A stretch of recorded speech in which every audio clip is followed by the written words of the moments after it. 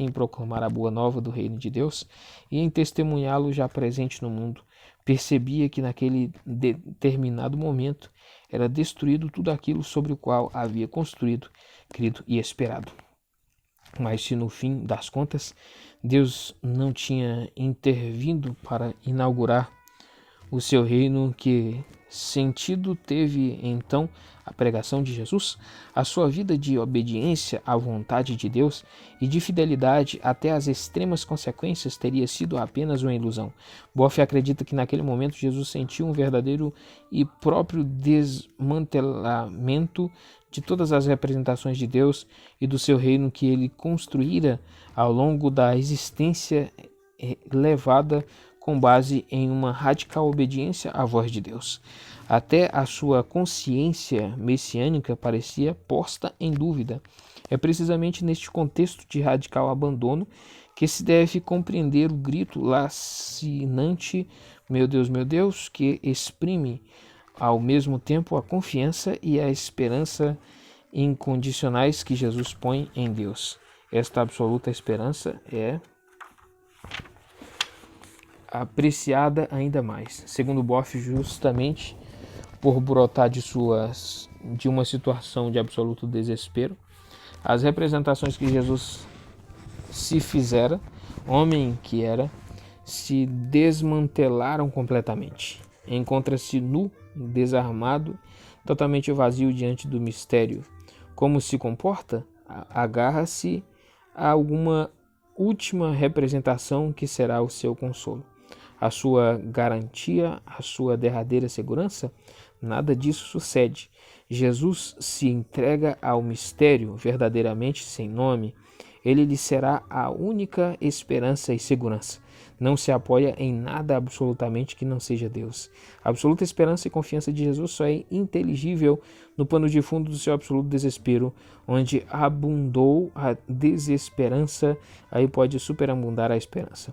Porque a esperança foi infinita, o seu apoio radicado somente no infinito. Infinita também foi a desesperança. A grandeza de Jesus foi poder suportar e viver semelhante tentação.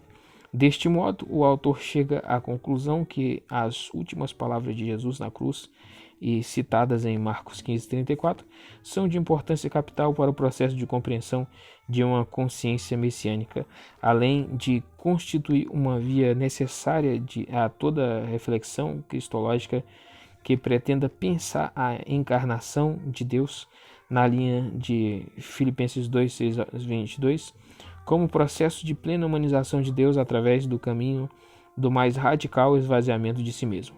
A última exclamação de Jesus, Eloi, Eloi, lama sabachthani, Marcos 15:34, é de extrema importância para se entender a consciência de Jesus. É a partir daqui, a nosso ver, que se deve pensar o caminho histórico de Jesus. 1.1.3 De que modo Jesus teria imaginado o próprio fim? Depois de ter chegado a essa conclusão, Boff passa a considerar como Jesus teria imaginado o próprio fim. Ele é de opinião que só no patíbulo dos condenados Jesus teve a certeza absoluta da sua morte violenta. Só quando se achava pendurado na cruz é que se deu conta de que podia de fato morrer. Por isso lançou aquele grito a seu Deus, o qual exprime de um lado a experiência de abandono e de outro a atitude de radical confiança por parte de Jesus, afirma Boff. Somos da opinião que Jesus, somente no alto da cruz, deu-se conta de seu fim realmente estava próximo e que podia realmente morrer. Então, num grande grito, externa seu profundo desamparo, quase diríamos decepção, e se entrega ao meu Deus. O texto Lucano 23:46, Pai, em tuas mãos entrego o meu espírito, exprime bem a derradeira disposição interior de Jesus, de absoluta entrega sem qualquer outra consideração. Se então é verdade que Jesus, até o último instante, não tinha a certeza absoluta da sua própria morte e de seu fim trágico, É necessário interrogar-se sobre as expectativas que ele teria nutrido no curso de sua vida pública e sobre as suas representações relativas ao reino de Deus. É nesta base que Leonardo Boff tenta reconstruir o itinerário percorrido por Jesus. O autor nos recorda que Jesus tinha feito do anúncio do reino de Deus o objeto central da própria pregação. Ele, todavia, não só anunciava o advento desta nova ordem estabelecida por Deus, mas a tornava visível através dos sinais que lhe manifestavam a proximidade. Por outro lado, Jesus não se considerava um simples pregador por realidade querida por Deus. Ele tinha explícita consciência de ser um instrumento determinante na realização desse reino. Jesus se sentiu a tal ponto identificado com o objeto da sua pregação que a sua própria vida se tornou o testemunho mais digno do crédito e a manifestação mais clara daquilo que é o reino de Deus. Em outras palavras, Jesus proclamou a proximidade do reino de Deus e o fez presente entre os homens através do seu modo de ser e viver. Mas justamente por ser o verdadeiro homem, afirma Boff, Jesus compartilhava o mesmo horizonte cultural dos seus contemporâneos. Era esta, aliás, uma condição irrenunciável para se fazer compreender e para atingir o próprio alvo da sua pregação, o anúncio da proximidade do reino de Deus, como legítima resposta às mais profundas expectativas dos seus interlocutores. Neste sentido, ele não podia construir representações ou assumir atitudes que não se inserissem em um determinado horizonte cultural comum. Com base nestas premissas oriundas da reflexão sobre o mistério da encarnação, o autor sustenta a tese segundo a qual Jesus viveu e se moveu no âmbito da apocalíptica corrente de pensamento então predominante na Palestina. Para confirmação desta sua tese, Boff aduz algumas passagens dos evangelhos que, remontando ao próprio Jesus histórico, revelariam a sua mentalidade apocalíptica. Entre estas, escolhe duas que, segundo ele, seriam de fundamental importância. Marcos 14:5, Lucas 22:15 ao 19, que pertencem ao contexto da última ceia. Ele é de opinião que para Jesus aquela última ceia era não só um símbolo, mas também uma antecipação do reino que estava para ser inaugurado por Deus. Pão e vinho eram ali o sinal do banquete do reino, enquanto o significado sacrificial assumido por estes dois elementos é tardio e muito provavelmente fruto da reflexão teológica das primeiras comunidades.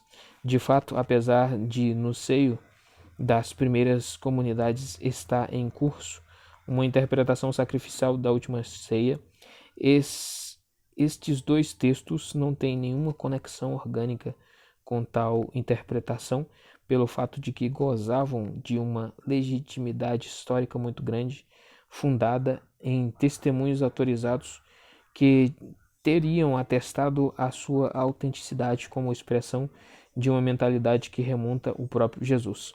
Segundo estes textos, portanto, Jesus viveu a efervescência da irrupção iminente, que depois teve que dar-se conta lentamente de que o reino não vinha, mas a morte. Isso constituiu o motivo de seu brado na cruz e razão de total entrega a Deus.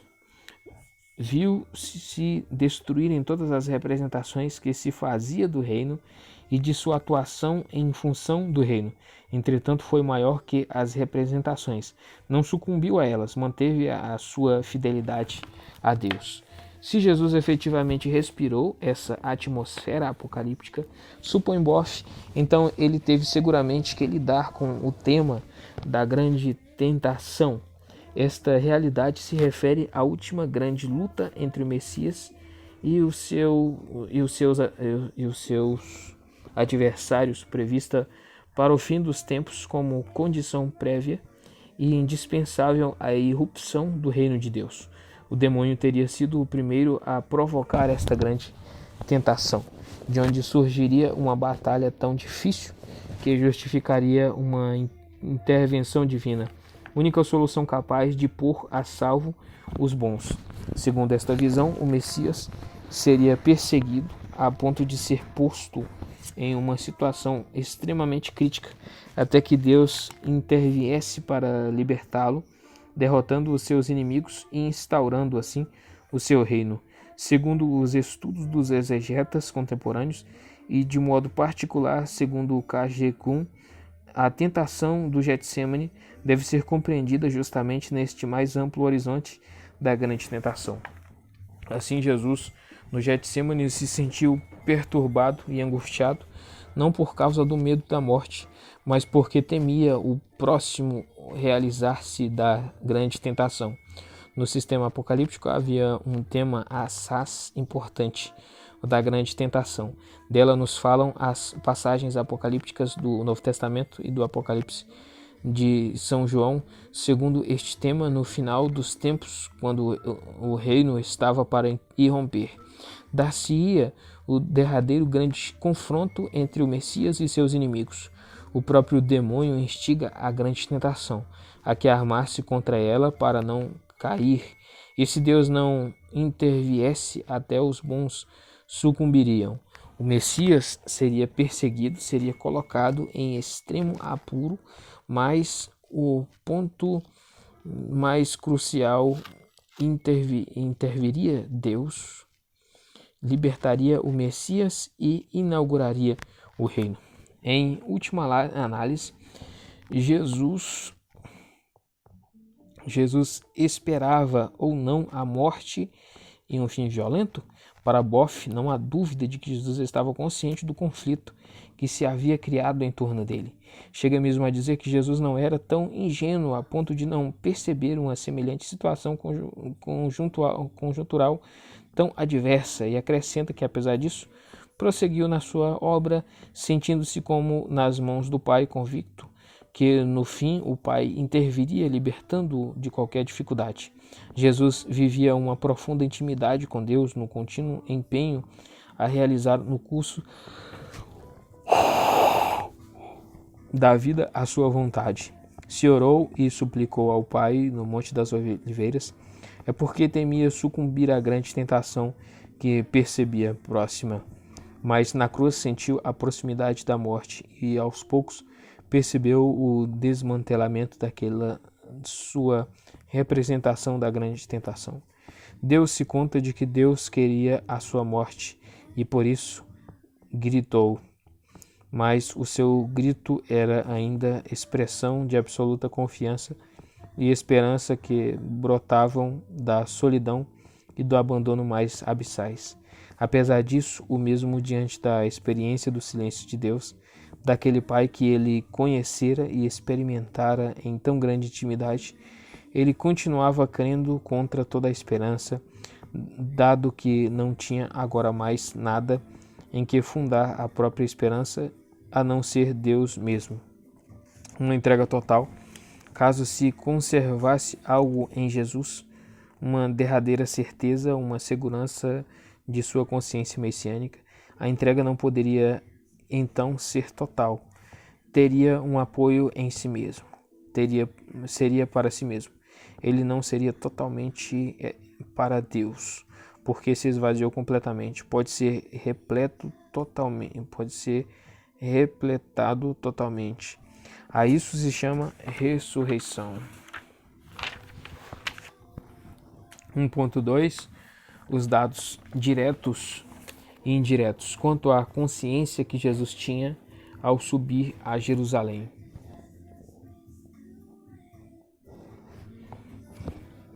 Segundo, por sua vez, no intuito de individuar a consciência que Jesus poderia ter tido quanto aos últimos acontecimentos que lhe ocorreram em Jerusalém, julga necessário relativizar o juízo de alguns exegetas, segundo os quais não teria fundamento qualquer tentativa de estabelecer com certeza as intenções e expectativas de Jesus quanto à sua subida a Jerusalém. De modo mais geral, creio que, embora seja certo que não se pode com certeza assinalar as etapas ou os meandros de uma evolução na consciência de Jesus durante o seu ministério público, Existem, porém, suficientes dados, tanto diretos como indiretos, que permitem saber globalmente o que pensava ao empreender o caminho que o leva da Galiléia ao que será o seu destino final da cidade santa e pecadora, a do templo de Deus e a do Sinédrio. Algo pelo menos das intenções e das expectativas desse Jesus que agora dirige seu olhar e seus passos para Jerusalém. Deste modo, podem-se individuar dados indiretos que se referiam além aos detalhes mais significativos que sugerem dos dados referentes à última estada em Jerusalém, ao fio lógico que, ligando através de uma espécie de necessidade interna, o conjunto da atividade missionária de Jesus na Galiléia não poderia faltar justamente quando esta missão estava para atingir o ponto culminante. Toda a missão exercida por Jesus se caracterizaria pelo caráter particular referente aos mecanismos históricos através dos quais o reino se devia fazer presente, ao passo que uma importância singular seria reservada à formação da consciência popular na perspectiva que ela se fizesse capaz de acolher e compreender as transformações radicais que a missão de Jesus implicava em quase todos os âmbitos da vida social. Porém, mais importantes ainda que estes dados indiretos são os dados diretos que diriam respeito aos dados que o próprio Jesus proporciona sobre como ele concebe o modo, o tempo e os meios que Deus trará seu reinado a Israel. Está muito claro que este homem completo, que é Jesus, não sabe tudo nem prevê tudo, mas está igualmente claro que descarta certas possibilidades como compatíveis com o que crê saber de Deus, com sua aposta no plano do reino próximo. 1.2.1 Os dados indiretos. Em primeiro lugar, segundo mostra que o ensinamento e a atividade taumatúrgica de Jesus exerciam um certo poder sobre as pessoas. Poder, no entanto, sempre, sobretudo, incoativo, no sentido que os eventos prodigiosos por ele realizados eram expressão, sobretudo, de uma antecipação prefigurativa do próprio reino. Todavia, verificou-se em mais de um caso que Jesus não possuía um poder capaz de fazer com que o reino viesse de maneira total e plena. A organicidade por ele mesmo, atribuída à sua atividade profética, a fim de melhor realçar o caráter antecipador dos seus gestos, muitas vezes provocou a incompreensão da parte dos próprios beneficiários do reino por causa, sobretudo, do seu imediatismo e da superficialidade no acolher a mensagem de Jesus. E está bem claro e até explícito em alguns casos que Jesus não possui o poder de fazer totais estruturais os bens que distribui, mas ainda viu-se que esta mesma distribuição parcial, que pretende ser significativa, esbarra com a incompreensão e o imediatismo das necessidades, gerando assim um certo espaço de incompreensão ou de desconfiança entre Jesus e aqueles que, segundo este, devem ser os beneficiários do reino. Por tudo isso, causa suprema que o mesmo Jesus, o qual antes tinha desempenhado com tanta maestria, sensibilidade, profundidade e eficácia o seu compromisso de formação da consciência crítica dos pobres, dos pecadores e dos marginalizados de Israel, se apresente em Jerusalém tão perdido, ou seja, não suficientemente preparado para enfrentar o Sinédrio. A surpresa é ainda tão maior conforme a opinião de segundo, quanto mais se observa que Jesus tinha um povo do seu lado, sem, no entanto, jamais tê-lo propriamente organizado. Diversamente da atividade do Batista, a de Jesus não mostra repugnância alguma para com o poder como tal. O conflito desencadeado por sua pregação, ao minar as bases da autoridade existente em benefício dos que sofrem na sociedade de Israel cria necessariamente poder.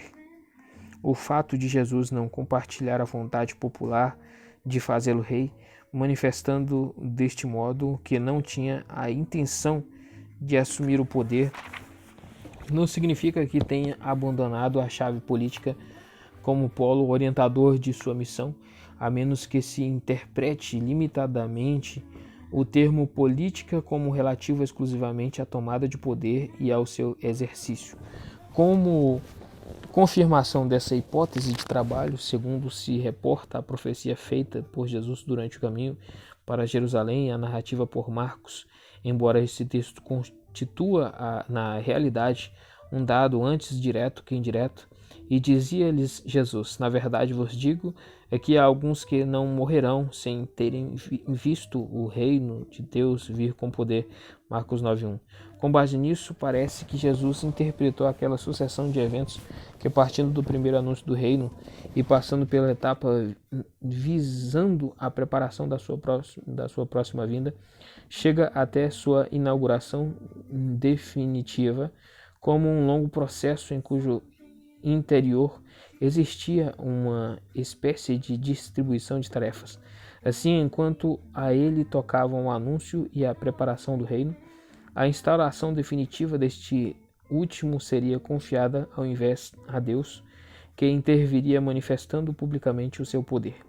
O que me interessa assinalar aqui é que neste plano, que continua sendo político e ao mesmo tempo religioso, segundo o qual Jesus concebe sua colaboração com a vinda do reino, o poder necessário para que este se possa implantar cabalmente, ele o espera de uma específica intervenção divina.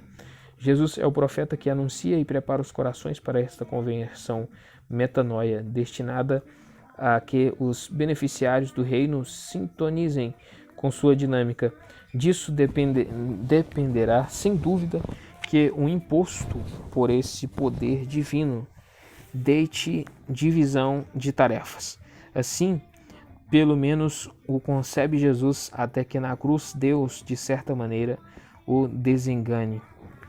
Admitida, portanto, essa hipótese de subdivisão das tarefas entre Jesus e Deus, como transfundo de toda a atividade desenvolvida pelo profeta Galileu, compreende-se por que Jesus não assumiu nenhuma precaução diante das autoridades constituídas em Jerusalém.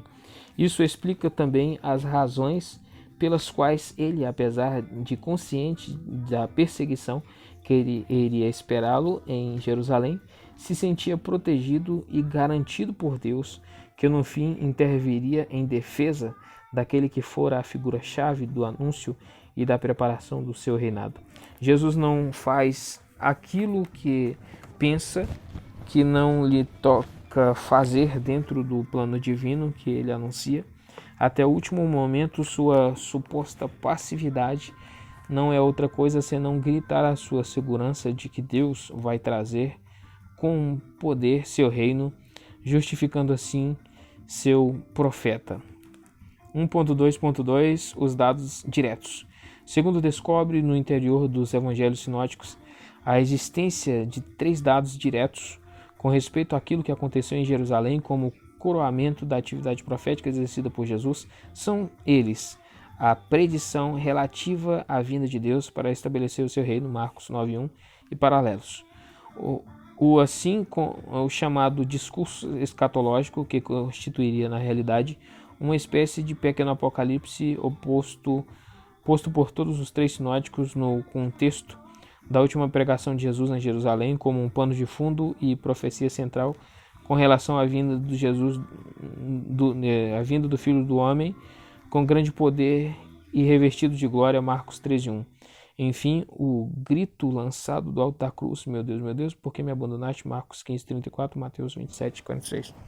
Antes de passar à interpretação destes dados diretos, segundo assinala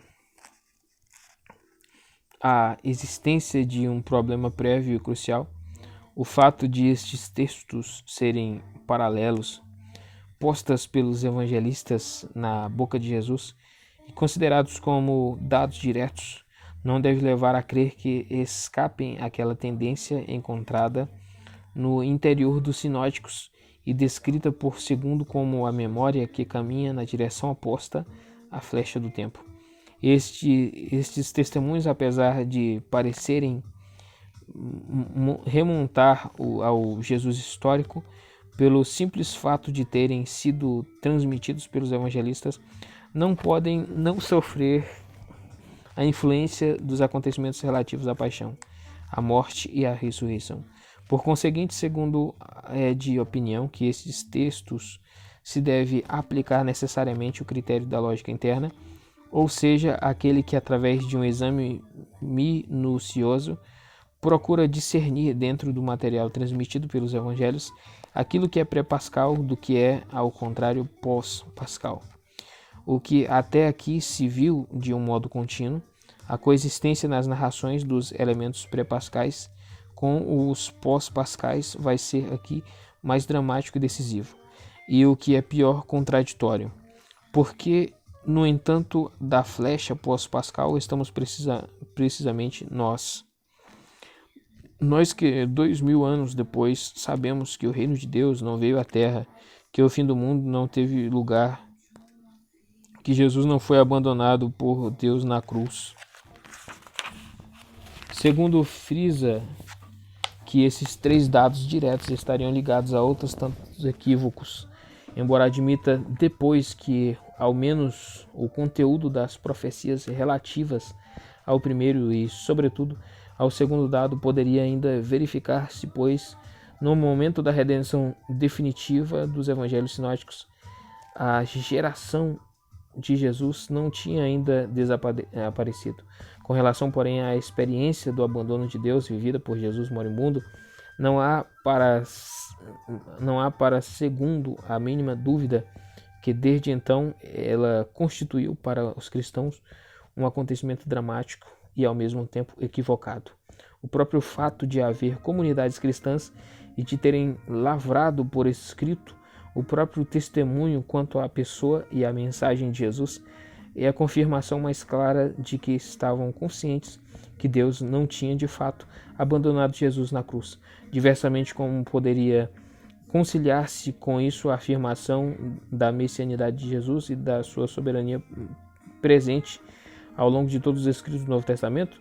Noutros termos, como crer em um Messias que morre pendurado em uma cruz, proclamando-se abandonado por Deus? A única via de saída deste impasse seria atribuir um caráter histórico ao grito lacinante de Jesus na cruz. Esta é, de resto, a única razão que pode explicar o motivo pelo qual o escândalo da cruz, embora não se conciliasse com a interpretação pós-pascal, tenha sido mantido nos relatos da paixão. Em suma, podia-se ainda entender que o escândalo da cruz fosse ainda que, a seu pesar, a comunidade cristã não pode ocultar o fato da crucificação. A conclusão que se impõe, o meu modo de ver, é que se existe um dado indubitavelmente pré-pascal e basicamente histórico nos três sinóticos, esse dado é justamente o último grito de Jesus, tal como Marcos e Mateus, obrigados por uma inapagável memória na comunidade cristã, o apresentam.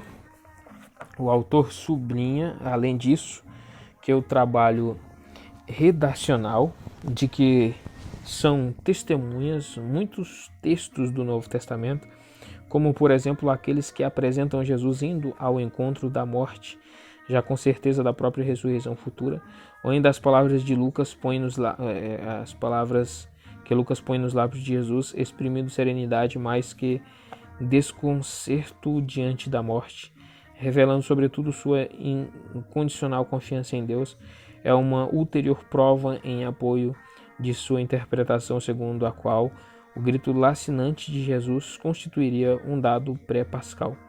Com base nessa convicção, segundo interpreta como um dado seguramente pós-pascal, a profecia é referente ao tipo de morte a qual as autoridades do Sinédrio conheciam Jesus.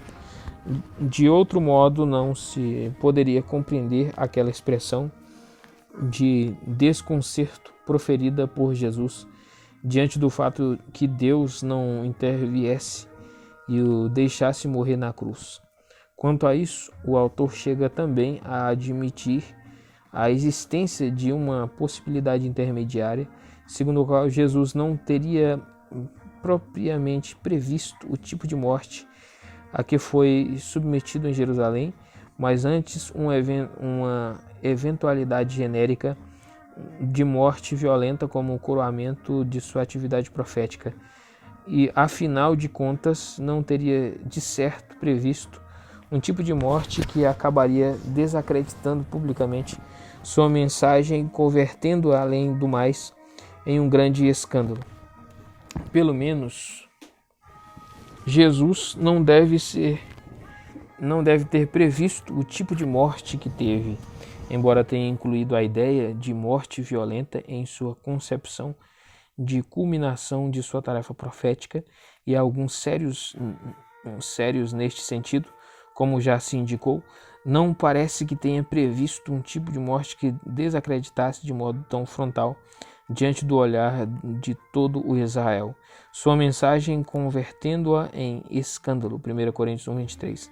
Por esta razão, embora me incline por argumentos que se verão a seguir pela hipótese de que Jesus não previa sua morte quando subia a Jerusalém, admito a possibilidade intermediária a que se refere esta nota.